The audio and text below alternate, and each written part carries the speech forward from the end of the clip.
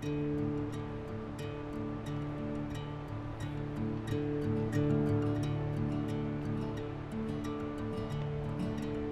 my name's Rich. I'm out here from Kenya. My background, I was in the Royal Air Force for about 8 years and then more recently worked across Africa. It's been hard work, kind of from day one. Everything's pretty much new. It's like learning to fly a heli from scratch, all the vertical reference stuff. My name is Galland. I have been flying helicopters for about 15 years. I've done a lot of film work and figured if I can longline well, it'll cross over in all their forms of flying that I do.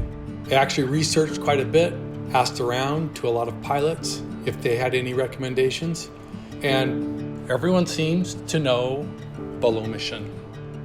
I'm Tyler Arhowski, currently out here working the course with my parents. We start out with really wide open areas with really big open rings, something that can be as big as 15 feet.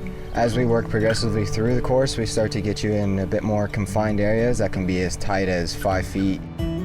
From day one, it was straight onto the 200-foot line, trying to hover this thing looking out the side, just to kind of give you an insight into what that looked like, but then progressing from wide open areas into more confined areas, and then introducing trees and pig pens and fences and everything else. Different loads that they get you to fly with. Start you off relatively easily on 3 barrels together, and then you move on to netted loads, and then a big concrete bucket, which has a bit more energy to it, so flies a little faster.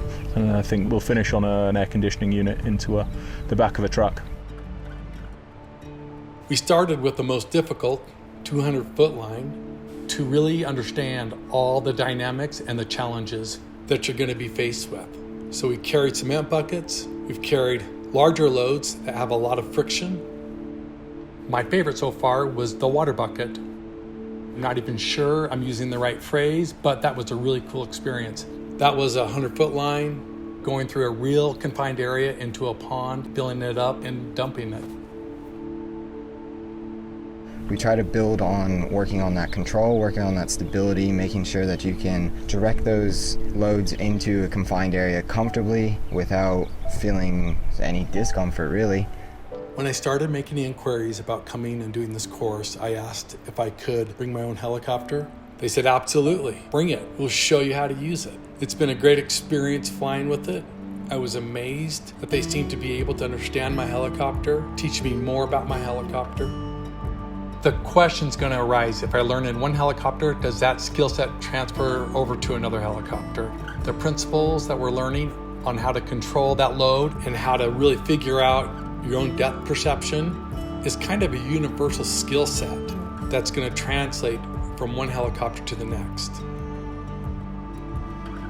It's been a wild ride. It's been humbling.